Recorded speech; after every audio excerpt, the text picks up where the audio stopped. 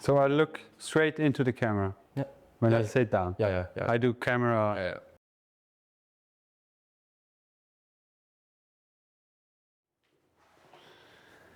Yeah, I'm ready.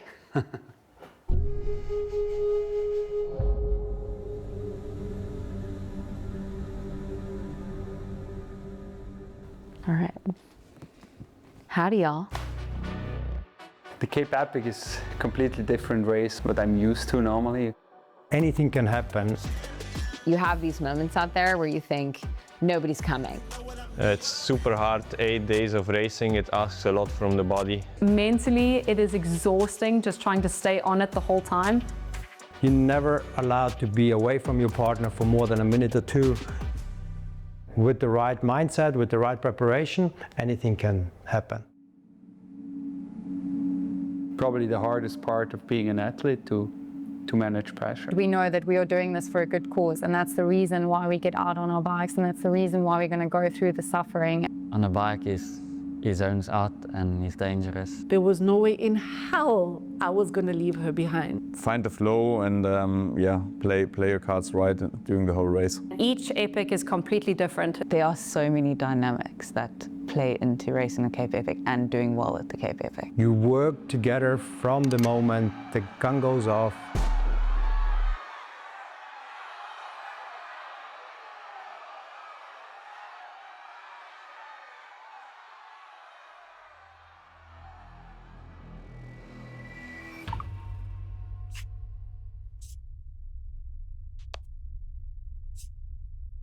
The fear that I had lately has become a really hard reality at the moment.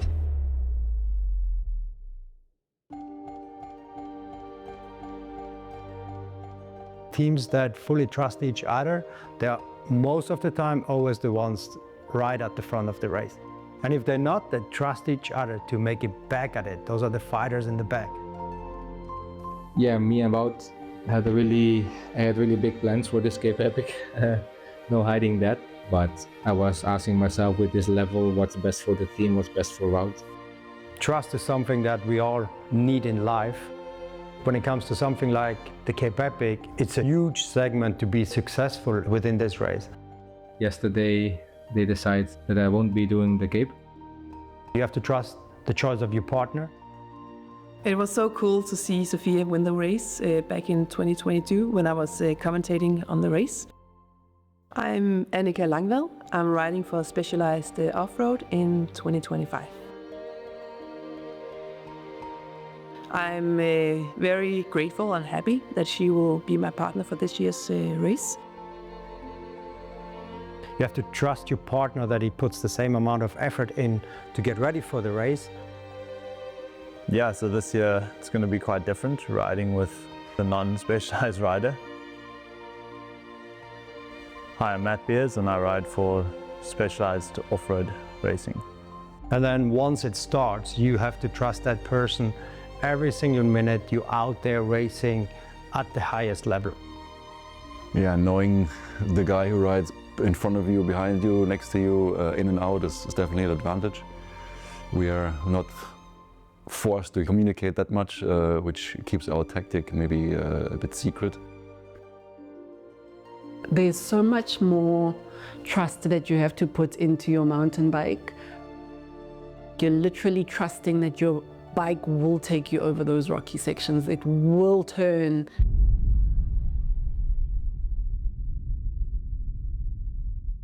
Trusting starts already early on, before you sign up for this race.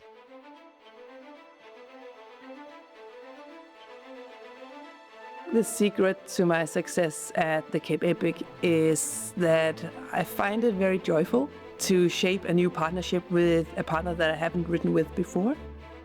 Candice Lill definitely stands out. I don't think people give her enough credit for how she races with her partner and bringing the best out in her partner. I don't know how many Apex I've actually done. I think it's around 7 or 8 or something. It's true that the more you win, the easier it is to put a lot of pressure on yourself. Many of those years were learning and cutting off proper hard. I do remember my very first Cape Epic overall victory with Ariane Lüttig. It was a very career-defining moment for me. We've learnt over the last 2 years what the team was lacking in. I think Tristan brings back also a fire within the team. Both of us are quite similar riders. He's cutthroat, man. If this guy's in the zone, stay the f*** away.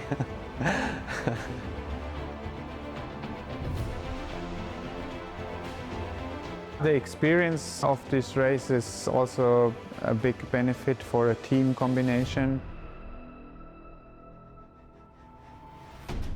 Coming back and trying to win it a second time or even a third time, that is even more difficult. The first time I won in 17, we didn't really had expectations. We just came actually to try to win it the next year, but then some of a sudden we were in the position. And if you want to come back and win the race, it's much more difficult. In the first edition, I had a feeling that no one took us too serious, so it was kind of easy. I mean, towards the end of 2022, and we definitely felt that on the second and third Cape Epic, they were watching us.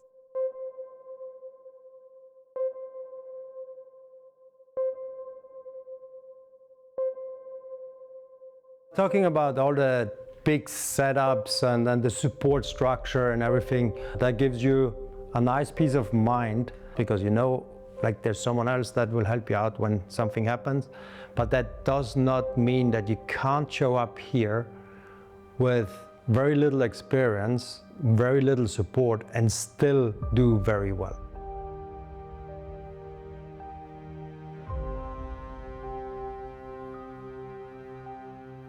The Speed Company is like, when they won it the first time, they surprised everybody. And winning a second time, it's so much harder. They proved us that it is possible. When they came here the first time, they had very little experience. I think 2 people looking after them, and they still walked away with the win. They really took every single stage as it would be their first and last. They went in there and they just attacked from the get-go, and they just rode incredibly strong. Not much tactics in mind, just riding themselves to the front of each day, and they managed to get away with it. So even if you're not a team with like lots of money or budget, you can still come here, and the chance to do well is almost as big as anyone else. Guess it's my turn now. My name is Lukas Baum, riding for Speed Company together with Georg Egger. Hey guys. First of all, in our first edition of the Cape Epic, we were not able to afford anything else but one camper and the help of my father, so it was a family business from the start. For sure, they changed a lot of things. We are more experienced than ever. We also had a really bad experience now last year. Not only good vibes coming with the Cape Epic, but I think it's not a bad thing. We messed it up one time, and now we learned some things from that experience as well. Yeah, in the end, it's I think the same game as always. Stay cool and controlled. I think for 25, I think Georg and Lucas will be, I think they're hungry to prove themselves. They obviously, they can win, and they know they can win. With Georg and Lucas, they're both also really strong in the flats. Like when they're pushing and you get the little gaps opening up within the group, and you know, okay, now it's now or never.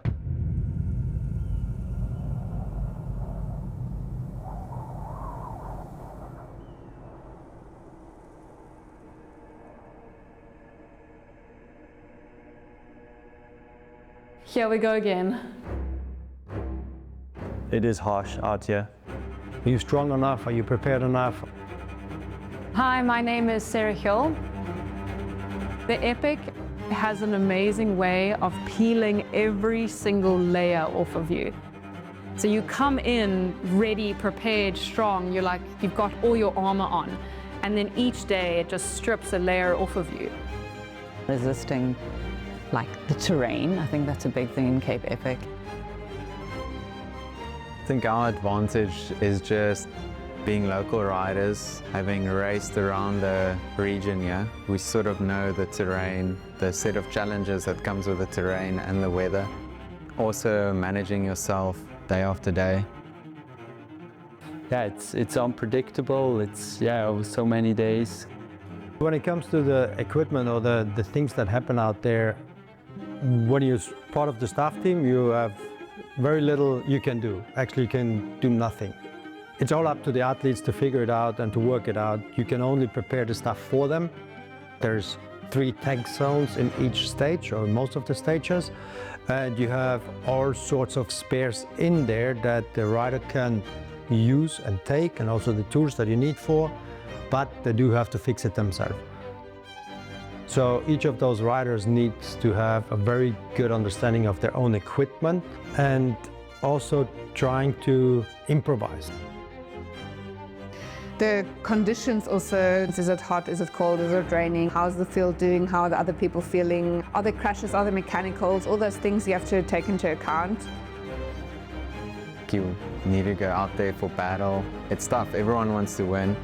Everyone wants to be the macho man, and if you crack mentally and you let the wheel go, someone else is going to take the wheel and take that opportunity away from you. So you need to be willing to fight. It's a bond that comes from fear, and it's a bond that comes from that pure exhilaration. You know, they say you have to experience pain to bond with somebody. You have to suffer with somebody to really get close to them. Like, through suffering comes unity, and my bike has given me that. I am Mamello. I am 41 years young, and I am a private chef by profession and a avid cyclist turned mountain biker.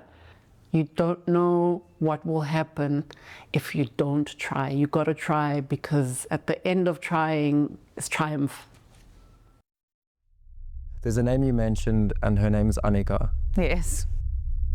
Sometimes I do get a little bit of a reminder or a little note or comment or something that, oh, she's just like an animal. Maybe some riders are a little bit scared.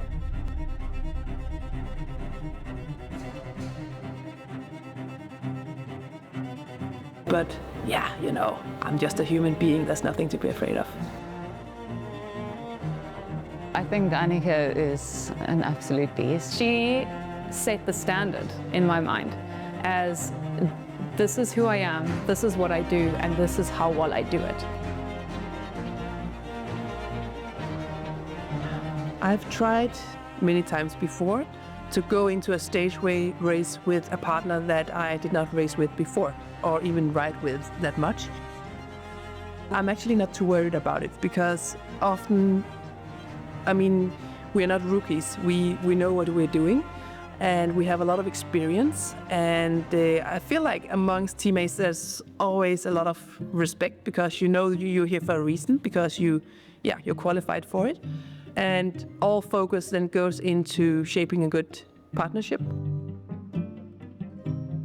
Now, if I think about the Cape Epic, I mean, early stage it was always a battle between Christoph Sauser and Karl Platt, and then later on Jaroslav came in as well.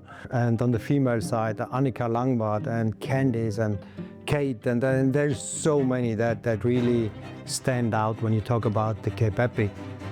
But then also lately, Matt Beers and Nino Schurter. Another team which probably works good together is Nino and Filippo, I think, will be very strong. So I'm talking specifically about Nino. Yeah, hello everybody. I'm Nino Schurter, Swiss mountain biker. Professional since 2008. He's a good friend of mine, so I wouldn't say anything that offends him. But it's the reality. I think, a lot of people is asking why Nino Schurter hasn't won as many Cape Epics as he won World Championships. 36 World Cup wins, 10 World Championship titles. 2 times I won the Cape Epic. I'm not really scared of anyone really. I mean, there's definitely good riders. I respect riders for sure. Yeah, I think there's going to be some cool dynamics throughout the whole race. Yeah, there are riders that are so well accomplished, like Nino, for example, that everyone has been looking up for, I would say, during the last 10, 15 years, who are really special.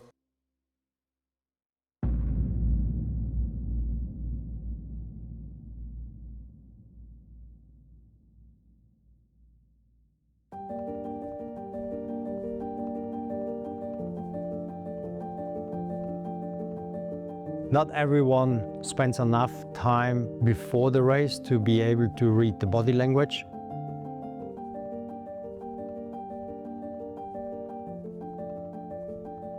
Some of the athletes that have done it many times together, other events before, they don't even speak anymore. They know the body language of each other so well that no words are needed. We are not forced to communicate that much, which keeps our tactic maybe a bit secret, or doesn't allow others to read our next moves. Just by the looks of things, we actually know what's going on in each other's mind, and makes it more efficient. I think non-verbal communication is sometimes more efficient than verbal one, in my opinion. With the youngsters, or some of the combinations that only met maybe the week before, it is super important to communicate, because sometimes when people suffer, they start smiling, and the opposite way around. So you never know exactly what your partner is going through if you don't talk, if you don't know the body language just yet. So it is crucial to have those conversations within the race and have them maybe not right in the bunch when everyone else can hear what you currently say, if you feel good, if you feel bad. Like, keep that as a tactic within the race, but with your partner you have to communicate. Well, the Cape is such high level that you can make a plan, but it's all more about take the opportunities you have. You can make a really good game plan, and then you're flat in the first kilometer, and then you just hold on, or other teams crash or whatever. There's like so many things going on that it's difficult to make a game plan. But good thing for me about we speak Dutch, we have to take care a little bit about Matt, because he can pick up some words, I guess. But in general, there are not many Dutch-speaking riders in the front, so that's cool. I understand German, Wout understands French, so we are like quite covered if people start talking. I think the communication is just to watch each other, see how fresh they are. If they're still smiling, we can do something. If you also, I know Wout's body language, he knows mine. He also knows when not to push in the front and when to push in the front. And it's also about communication all the time. That's the most important.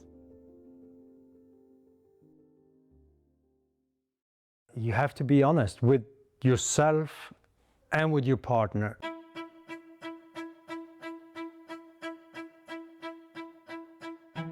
Something that people don't appreciate is the ability to say, I don't feel good, I'm not having a great stage, like you're having an off day, and to like communicate to your partner where your edge is something that XC racers are not used to doing.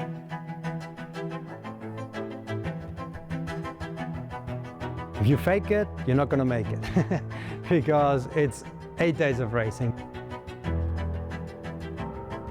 Like if you just dig way deeper than your body's ready for on stage 1 or 2, like you can be buried halfway through the race and then be not much use to anyone. So I think Annika was really good with me. Like I was the rider who was gonna have to say uncle. And we were really good about like being honest in those moments of like the pace is okay, the pace is not okay. And that I think was really used to our advantage. And there were a lot of places where because we paced well, I could push actually way harder than was expected over the top of a climb or in an attack. But if I had just kind of like hung on a little too long in other places, like I might have been done.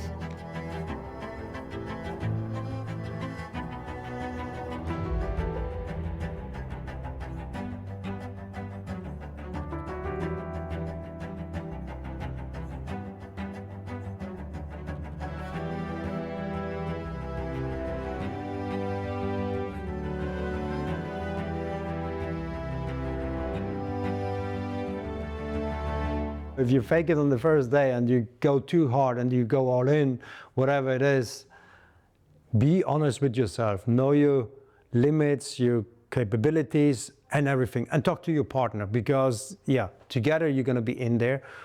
So being honest is super important with everything.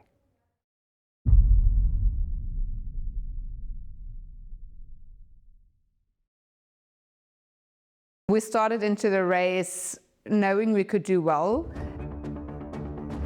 If there's maybe a team that is racing in the front and they have a bad punch or something, you want to take advantage of that and try and make up time. You have to go into this different stages with a plan, but you also have to be adjustable to that plan, that you can take it as it goes. But with having Candice Lill there, yeah, it was going to be a hard race. In the Cape Epic specifically, the women are insanely strong, like mentally also, and just to push at that percentage of threshold. At the time, a lot of things can happen during the whole week of racing, even within the preparation. And the first rule, I would say, is never panic. I had my struggles during the race, and then we came closer to the end of the race and we were sitting in second and third, and we were lucky in a way that the specialized team had a crash and they were suffering from some injuries. See where you are, what you can do, how much time you have left to adapt or change certain things, because sometimes you even have to do that during the week or even during the race. You know, you have a mechanical, don't panic, don't cry, doesn't help, find a solution. I remember Vera and I were racing, and I think it was through the Slunhoek Worcester area. It was very rocky, very difficult, and some of the teams one team had a mechanical, and then the next team was having a really bad day, and she was just feeling really, really flat. And we moved from 6th place to 5th place to 4th place. And I just remember coming through that finish line and both of us were just like, what? At an Epic, a lot has to come together and play into your favor to really do well. And I always say crashes, mechanicals, nutrition, it's all part of the week. It's not just racing your bike. So you have to be able to ride clean, to not crash, to not get mechanicals. There's so many things that play a role. And that played all into our favor, because then on the second last day, Amy broke a rim and we could get a big gap out of them. And then, yeah, we went into the leader's jersey.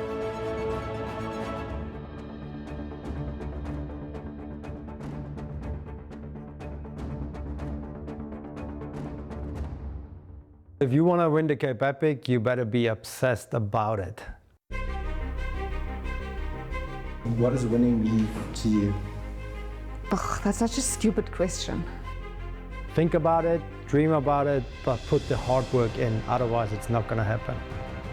Just don't be lekker. Winning is being consistent with myself and honoring myself and my body every single day, waking up. Winning is getting out of bed when I don't want to get out of bed. It's a super hard task, but I mean, we are racing one of the best races in the world, and I think after everybody is super happy and it's all worth it. I mean, winning it's great, it's fun, it's what we work for, it's what we train for, but it doesn't define you. You can win races and you can win at life. Those are two different things.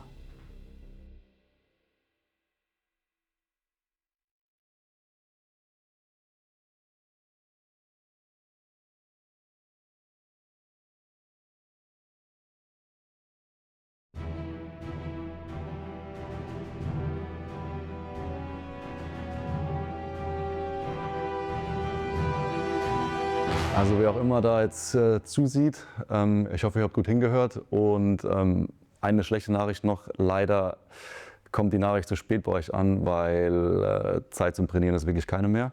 Also sehen wir uns dann am Start.